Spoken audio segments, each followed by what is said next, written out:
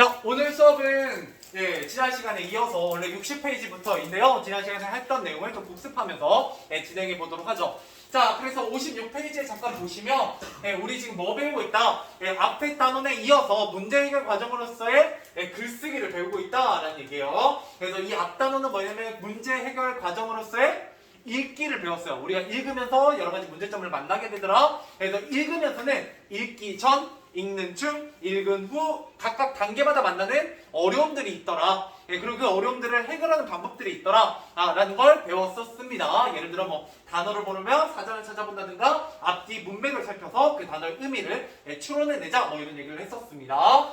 자, 그에 비해서 이제 쓰기와 관련된 내용에서는 뭐 이런 거죠. 이번에 쓰기는 총 5가지 단계로 나눠지게 됩니다. 계획하기 단계, 내용 마련하기 단계, 내용 조직하기 단계, 그 다음에 표현하기 단계, 고쳐쓰기 단계 이렇게 해서 5단계가 있고 이 5단계마다 뭐가 있다? 각각의 어려움들이 있다. 그래서 그 어려움들을 어떻게 해야 된다? 해결해야 된다라는 얘기를 하게 됩니다. 그래서 첫 번째 보시면 계획하기 단계에서는 내가 글을 어떻게 시작하지에 대해서 문제를 만나게 된다는 거예요. 그래서 내가 글을 어떻게 시작해야 될지 모르겠으면 4가지를 정하게 된다는 거죠. 뭐를 정하게 되냐면 주제, 목적, 예상독자, 매체 이런 것들입니다. 네, 이거 복습이죠? 예습 네, 아니고? 맞아요. 그죠? 그런 표정을 지으시면 안 돼요. 자, 그 다음에 두 번째, 내용 마련하기 단계에서는 크게 2가지 문제가 있습니다. 첫 번째, 배경 지식이 부족한 거. 두 번째, 내용, 어떤 내용을 담을까예요. 그래서 배경 지식이 부족한 경우에는 어떻게 한다? 여러 가지 주제와 관련된 매체자료나 그죠? 매체자료, 인터넷, 책, 신문 이런 거에서 찾아보거나 아니면 주제와 관련한 브레인스토밍이나 마인드맵 같은 걸 통해서 내가 쓸 내용을 마련해봐요. 그죠? 생성해냅니다. 자, 그러면 거기서 끝나는 게 아니라 내용 마련하기 단계에서는 어떤 내용, 그 내용들 중에서도 어떤 내용을 글에 담을까라는 문제가 생기기 때문에 그건 어떻게 구분하게 된다? 우리가 계획하기 단계에서 만들어놨던 주제, 목적, 독자, 매체에 맞는 내용을 고려해서 뭐 하게 된다? 선별하게 됩니다. 고르게 돼요. 초이스하게 됩니다. 됐죠? 이렇게 함으로써 해결을 했었고요. 자, 그 다음에 내용 조직하기 단계에서는 어떤 순서나 더 넣어야 될 내용에 대해서 고민하게 되고요. 이거는 뭘 통해서 해결하게 된다? 개요 작성을 통해서 해결하게 된다. 뭐 이런 얘기를 하게 됩니다. 자, 그 다음에 표현하기 단계에서는 어떻게 쓸까라는 걸 고민하게 되고요. 이럴 때는 표현이나 이거 무슨 수준이요? 독자? 독자의 수준과 흥미에 맞는 표현을 쓰고요. 인상 깊은 표현이나 매체의 특성을 고려해서 써야 된다. 뭐 이런 얘기를 하게 됩니다. 근데 이거는 뭐 크게 시험에서 어렵게 나오는 부분은 아니고 만약 고쳐쓰기 단계에서는 주제에서 벗어난 내용이 없는지 흐름이 자연스러운지 어긋난 표현이 없는지를 고려하면서 고쳐쓰게 되죠. 이런 얘기들을 우리가 지난 시간에 했었고요. 자, 그래서 여기 이제 글쓰기를 쭉 따라가면서 보시면 이렇게 계획하기 단계, 그죠? 주제, 목적, 독자, 매체를 뭘로 정했는지 우리가 살펴봤었고요. 그 다음에 넘어가서 내용 마련하기 단계에서는 어떻게 내용을 마련했느냐라고 했을 때 이렇게 그죠? 마인드맵 같은 걸 통해서 마련을 했고 마련하기 위해서는 단순히 내용을 마련하는 데 그치는 게 아니라 생성하는 데 그치는 게 아니라 뭐까지 한다? 선별 작업까지, 그죠? 선정 작업까지 하게 된다라는 겁니다. 그래서 이 부분도 좀 기억해 두시면 좋고 그 다음에 세 번째 내용 조직하기 단계에서는 이렇게 처음, 가운데, 끝 이렇게 나눠서 개요를 작성하게 됩니다. 이렇게 개요를 작성하면 전체적인 글의 흐름 같은 걸 우리가 미리 조정해 볼 수 있다. 혹은 추가해야 될 내용이 뭔지를 고민해 볼 수 있다. 뭐 이런 얘기를 했었습니다. 자, 그러고 나면 이제 본격적으로 글을 쓰게 되는데요. 이렇게 글을 쓸 때는 뭐가 중요하다?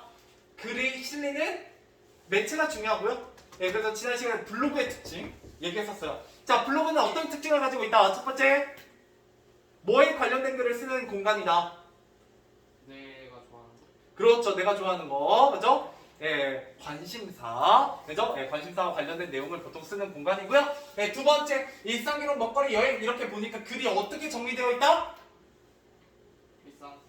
항목별로 정리되어 있다 이런 얘기입니다. 괜찮아요. 뭐 우리가 일주일만이니까 기억이 안 나는 게 정상이죠. 그죠? 원래 기억이 안 나야 또 새로운 내용을 집어 넣습니다. 물론 새로운 내용인지는 잘 모르겠으나 했던 내용이 나머지 잘 집어 넣어 보세요. 자, 그래서 우리 이거 앞단어하고 똑같은 똑같이 단순히 내용을 읽는 거에서 그치는 게 아니라 이 왼쪽의 내용이 되게 중요하다라는 얘기를 했었어요. 예, 이게 여러분들한테 가르치고자 하는 내용이고요. 여기서 청산도를 소개하는 글입니다. 예, 청산도 중에서도 청산도에 있는 슬로길, 그죠? 슬로길. 그죠? 그거. 네, 이렇게 보시면 됩니다. 그래서 처음에 보면 어떤 제목을 붙여야 청산도의 특성 잘 살릴 수 있을까? 뭐 이런 얘기를 하면서 시간이 천천히 흐르는 섬이라고 얘기를 하고 있죠. 왜냐하면 여기엔 바로 뭐가 있기 때문에 슬로길이 있는 거고 그 슬로길을 걸으면 어떻게 한다? 천천히 주변을 둘러볼 수 있는 여유가 생기는 길이기 때문이죠. 그러다면 여기에 내용은 청산도가 어디에 있는 섬이고 얼마나 큰 섬이고 뭐 이런 얘기가 나와 있고요. 그래서 2007년에 처음 슬로시티에 지정했다 뭐 이런 얘기를 하고 있어요. 그다음에 두 번째, 자 사진이 제시되어 있습니다. 단순히 청산도에 대해서 글로만 제시하는 게 아니라 이 사진으로 제시하고 이 사진 제시는 뭐를 유발하게 된다? 독자의 흥미를 또 유발하게 되죠. 그래서 질문을 던지고 사진을 제시함으로써 이해를 돕고 흥미를 유발하는 부분이 있습니다. 또한 이 사진을 제시할 때 그냥 사진만 딸랑 제시하는 게 아니라 뭐를 제시하고 있다 같이? 출처. 이 출처는 뭐와 관련되어 있다? 2학년 때 배우셨던 거. right, 그래. moral. 정확성을 높이는. 신뢰성. 신뢰. right가 뭐예요? 쓰다. moral. 중요성. 뭘 써요? 두 개. 너네 moral은 영어로 모르는구나? 뭐 모양이요? 호라고 모랄. 하는데. 모라요? moral. 아니요? 너무 구수한 발음이죠. 모랄이 네. 뭐예요? moral, 도덕적인 뭐 이런 뜻이에요. 네. 아, 네, 나중에 배우시겠죠 뭐. 아무튼 쓰기윤리와 관련되어 있다. 근데 내가 안 써놨니? 네. 출처에? 쓰기윤리 얘기 안 했어? 아니야 써있는데. 그렇죠. 놀랍게도 여러분들 과거에 일주일 전에 내가 써놨습니다. 그죠? 예. 안 써져 있어요? 출처 옆에? 사진 출처 옆에? 독재 흥미발 출처 그렇죠. 출처 쓰기윤리에 써 있습니다. 그러면 오늘 한 게 아니잖아요, 여러분들. 그죠? 일주일 전에 여러분과 오늘의 여러분은 다른 여러분이죠. 맞아요. 그죠. 그때가 열심히 한 거지. 지금 여러분들은 이제 알 거잖아요. 자, 아무튼 쓰기윤리. 됐죠? 자, 솔직히 일주일 지난 게 아니면 이렇게까지 자세하게 할 필요는 없는데요. 진도만 나가는 게 중요한 건 아니잖아요. 조금 여러분 기억하셔야 되는 내용들이 있어요.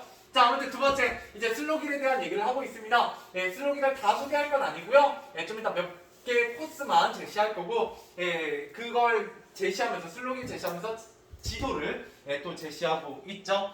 역시 지도도 이해를 돕고 있더라. 뭐 이런 얘기를 하고 있고. 넘어가 보죠. 여기서 크게 설명할 게 없었네요. 자, 이제 본격적으로 오늘 할 내용입니다. 60페이지. 여기부터는 안 읽었던 내용이요. 그래서 한번 내용 읽어보면서 같이 진행해 보도록 하겠습니다. 어차피 61페이지까지만 읽으면 끝이거든요. 그래서 쭉 읽으면서 오늘 해야 되는 내용 말씀드리고 마무리 짓도록 하죠. 이 글은. 그러고 나면 그 뒤에 또 하나 있어, 글이. 65페이지에. 그것도 시험에 나오는 글이거든요. 그래서 그것도 좀 읽어보도록 하겠습니다. 그게 중요한 건 아니고요. 60페이지. 자, 슬로길에 대한 설명 이어집니다. 11개의 코스를 모두 걸어보려면 적어도 4일 정도는 필요합니다. 천천히 걷는다면 하루 이틀 더 걸리겠죠. 슬로길 모두를 천천히 걸으면 느긋하게 청산도의 아름다운 경치를 즐긴다면 얼마나 좋겠습니까? 그러나 방학이 아닐 때는 그렇게 하기가 어렵습니다. 이렇게 얘기하고 있어요. 그래서 여기 한번 밑줄쳐볼까요? 방학이 아닐 때는 그렇게 하기 어렵다. 그렇기 때문에 이 글에서는 슬로길이 17개인데 그 17개를 다 얘기할 거다 안 할 거다? 안 할 거다. 그죠? 특정 코스 소개 이유입니다. 특정 코스만 소개하는 이유는 뭐다? 여러분들은 어차피 방학이 아닐 때는 이 길을 다 걸어보는 것이 어렵기 때문이다. 이렇게 보시면 되겠습니다. 자, 계속 가볼게요. 자, 그래서 저는 1박 2일로 1번, 4번, 5번 코스를 둘러보는 것을 추천합니다. 1, 4번 코스는 주변의 경치가 특히 아름답고 추천 이유죠? 추천 이유. 1, 4번은 주위 풍경이 아름답대요. 자, 5번 코스는 곳곳에 다른 데에서 보기 어려운 독특한 볼거리가 많기 때문이다. 이게 바로 추천 이유 1, 이게 추천 이유 2가 되겠네요. 5번 코스의 추천 이유. 예, 독특한 볼거리가 많다.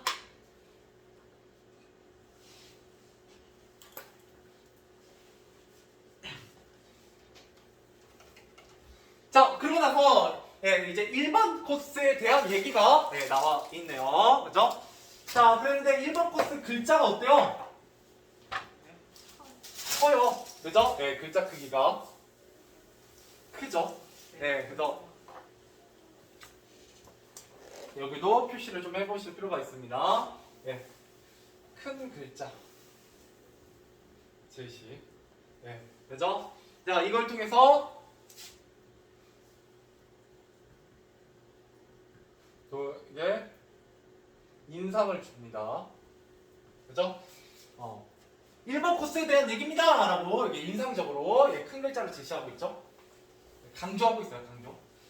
자, 그래서 1번 코스 어떤 특징이 있냐? 청산도의 남쪽 바닷가를 따라 나와 있는데 산, 들, 바다의 경치를 한꺼번에 감상할 수 있는 아름다운 길입니다. 예, 노란 유채꽃이 피어있는 유채꽃밭과 예, 바닷바람에 일렁이는 예, 청보리밭 그리고 탁 트인 바다가 어우러진 아름다운 풍경에 숨이 멎는 것 같았습니다. 이 코스는 영화 드라마 촬영지로도 유명합니다. 그리고 이 코스 끝에 있는 화랑포에는 예, 바다를 배경으로 한 사진을 찍을 수 있게 마련된 곳이 있는데 예, 그곳에서 저의 인생 사진을 얻었답니다. 예, 여기 사진 나와있죠? 자, 그러고 나면 여러분들의 여기 표시되어 있잖아요? 색깔별로. 그래서 첫 번째 1번 코스 큰 글자는 예, 소개하려는 코스를 큰 글자로 제시하면 어떨까? 예, 그러면 알아보기가 더 좋을 거야. 이렇게 고민하면서 표현하기를 한다는 얘기예요. 글을 써온다는 얘기고요. 예, 두 번째 일렁이는 예, 바닷바람의 청보리가 크게 흔들리는 모습을 예, 잘 살리려면 흔들리다 말고 일렁이다를 쓰는 게 좋겠어. 그래서 적절한 표현 예, 고민하는 게 나와 있고요. 영화 드라마의 촬영지. 자, 1번 코스를 배경으로 하여 찍은 영화와 드라마를 예, 설명한 글도 바로 읽어볼 수 있도록 뭐를 제시하고 있다? 링크. 예, 동그라미 링크. 자, 이거는 블로그 매체의 특성입니다. 블로그 매체의 특성이죠? 예, 얘는 어디까지나 인터넷 매체이기 때문에 이런 하이퍼링크를 걸어놓으면 어떻다? 예, 바로 예, 그 내용으로 이동이 가능하다.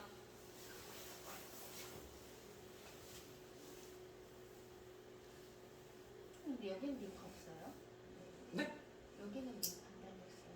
아니요, 거기 영화 드라마 촬영지 글자가 좀 파란색이지 않아요? 여러분 봤을 때? 네. 예, 그거 자체가 하이퍼링크 걸려있는 거예요.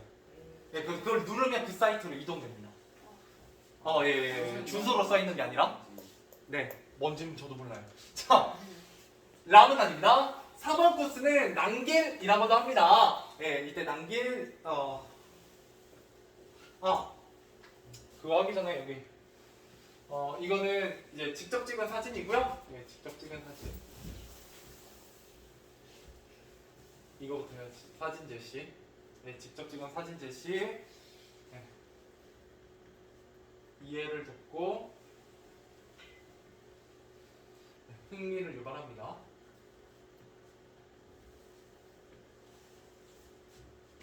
아까랑 똑같죠?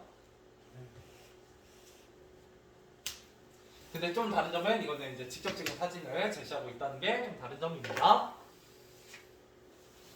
자, 아무튼 이제 4번 코스에 대한 설명입니다. 1번 코스는 영화 드라마의 촬영지로서 굉장히 아름다운 길이다 라는 얘기를 했었고 4번 코스는 섬의 남서쪽 바닷가 예, 낭떠러지를 끼고 나 있지만 예, 왜 낭길인지 알겠죠? 이때 낭이 무슨 낭자? 낭떠러지 할 때 낭자라는 걸 알 수가 있네요. 자, 올창한 나무 사이로 구불구불 뻗어있는 오솔길이어서 위험하다는 느낌을 전혀 들지 않는답니다. 예, 걷다 보면 바다 위를 걷는 것 같은 느낌이 들기도 하는 예, 신비로운 길이에요. 이 글을 쓰고 있는 지금 그때 그 느낌이 되살아나네요. 예, 역시 여기 옆에 보시면 자, 4번 코스를 걸을 때 느낌을 생생하게 표현하고 싶은데 비유를 써서 표현해볼까? 자, 이때 비유 뭐가 쓰이고 있다? 바다 위를 걷는 것 같은 느낌이라는 비유가 예, 적절하게 잘 예, 쓰이고 있죠? 그래서 여기 비유 네, 비유 자, 넘어가 보도록 하겠습니다. 이제 마지막 5번 코스입니다. 자, 5번 코스는 옆으로 뒤집어 놓은 니은자처럼 생겼는데 이 코스를 걷다 보면 다른 데서 보기 어려운 독특한 볼거리들이 우리를 반깁니다. 자, 여기서 이제 독특한 볼거리들이 예시로 제시될 거예요. 자, 범바위는 범이 웅크린 모습을 닮았다고 해서 또는 바람이 불 때면 바위틈에서 범우는 소리가 난다고 해서 그러한 이름이 붙은 바위산입니다. 그래서 범바위라는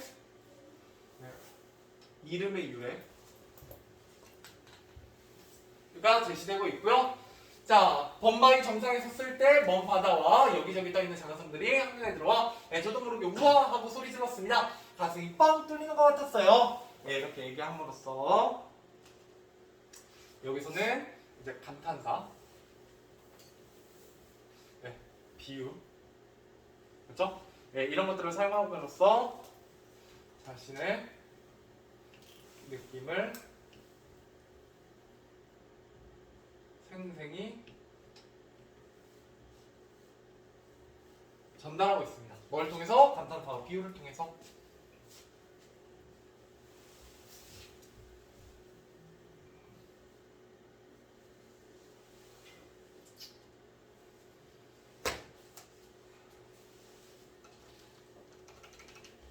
그렇죠? 자, 계속해서 가보도록 하겠습니다. 자, 범바위에서 내려와 바닷가 쪽으로 걷다 보면 구들장돈을 볼 수 있어요. 이때 구들장돈 왼쪽에 보시면 친구들이 구들장돈이 무엇인지 알까? 잘 모를 테니 사진을 보여주고 구들장돈을 설명한 누리집을 연결해 둬야겠어. 이러면서 뭐를 고려하고 있다. 역시 이것도 매체의 특성입니다.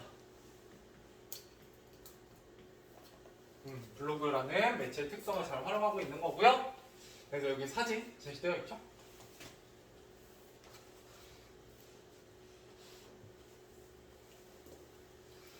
계속 가보죠. 자, 그래서 구들장도는 돌이 많고 흙과 물이 부족한 청산도에서 농사를 짓기 위해 만든 특이한 논입니다. 바닥에 구들장처럼 돌을 쌓고 그 위에 흙을 부어 만들었는데 청산도에서만 볼 수 있다고 해요. 왜 이럴까요? 청산도의 자연환경 때문에. 만약에 밑에 돌을 깔고 그 위에 흙을 쌓으면 어떤 효과가 있을까요? 혹시 여러분 화분 만들어 본 적 있어요? 화분? 네. 화분 만들 때 제일 밑에다 뭐 깔아요? 돌 깔아요. 너무 작지 않은 꽤 큰 돌을 좀 깔고요. 그 위에 좀 작은 돌 깔고요. 그 위에 흙 깔고요. 그죠? 근데 여기서도 밑에 돌을 깔아요. 근데 이 돌이 구들장이라고 하면 약간 여기 널쩍한 돌이거든요. 네. 이런 거 깔면 어떤 효과가 있냐? 여기 일단 흙을 이제 쌓죠? 네. 물이 잘 빠지나? 물이 잘 빠질까요? 안 빠질까요? 안 빠지잖아요. 안 빠져요. 빠지지 말라고 이걸 놓는 거예요. 네. 왜? 여기 어디니까? 섬이잖아요. 섬은 물 구하기가 쉽다 어렵다.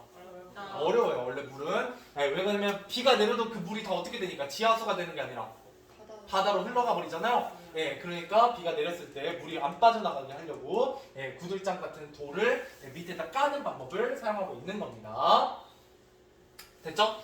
자, 그래서 장기 해변도 이 길에서 만날 수 있는 볼거리입니다. 자, 이곳에는 공룡알 같은 큰 돌이 많이 널려 있어.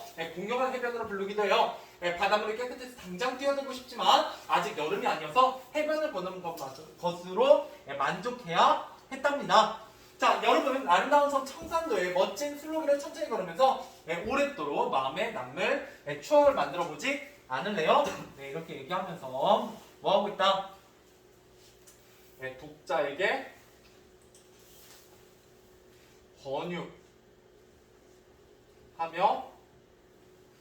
글을 마무리하고 있습니다.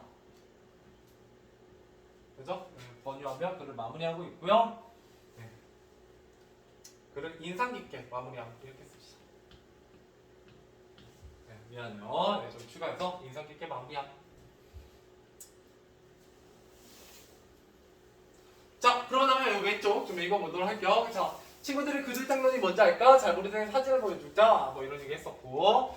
그 다음에 글을 어떻게 마무리할까? 청산도의 여행을 권하는 내용을 인상 깊게 표현해보자. 그걸 하려고 이렇게 질문의 형식으로 권하는 말투로 끝나게 됐고요. 마지막에 참고자료, 출처를 밝히는 쓰기를 지키는 좋은 태도를 보이고 있습니다. 자, 시험 포인트 04 채워보도록 하죠. 자, 지우가 표현하기로 부딪힌 문제학교 해결 과정입니다. 여기가 되게 많죠? 첫 번째 제목 어떻게 했다? 글의 내용을 잘 드러낼 수 있는 표현을 떠올려봤고요. 두 번째 시작 동작의 흥미를 끊을 수 있도록 뭐를 던지면서 시작하고 있다 이 글을? 질문을 던지면서 글을 시작하고 있었고요. 세 번째, 사진. 먼저 이해하는 도움을 주고 흥미를 유발하고 있더라. 자, 문단을 어떻게 나누냐? 여러분, 새로운 내용이 시작된 부분에서 문단을 나눠요. 문단 나누기. 그 다음에 다섯 번째, 자신의 생각을 잘 드러내는 표현을 고민해요. 적절한 단어와 비유를 사용하고 있죠. 여섯 번째, 독자의 이해를 돕는 방법을 고민합니다. 글자를 크게 하거나 관련된 웹페이지에 링크를 거는 그런 방법을 사용하고 있고요. 만약 일곱 번째, 글을 어떻게 마무리할지 고민합니다. 청산도 영을 권하며 인상 깊게 마무리하는 부분이 있었다라는 거예요. 자, 그래서 그 밑에 이제 마지막 고쳐쓰기 단계입니다. 시험에는 고쳐쓰기가 좀 잘 나오는 편이에요. 왜냐면 여러분들 지금 쭉 배우면서 알겠지만 여기서 그렇게 어렵게 나올 부분이 없습니다. 그렇기 때문에 고쳐쓰기가 좀 잘 나오는 편이고 어떤 부분을 고쳤었는지 한번 보죠. 자, 블로그에 올리기 전에 주제에서 벗어난 내용이나 어법에 어긋난 표현이 없는지를 다시 살펴보자. 지우가 고쳐쓰기가 상기해서 우려할 점 글의 주제에서 벗어난 내용이 없는지 혹은 어법에 어긋난 표현이 없는지 이런 것들 고민하게 됩니다. 근데 여기는 고쳐쓰기가 생각돼 있네, 이 글은. 그러면 잘 안 나오지 뭐. 그래요. 제가 다른 교과서랑 좀 헷갈렸나 보네요. 자, 문제 풀어보죠. 10번부터 17번까지입니다.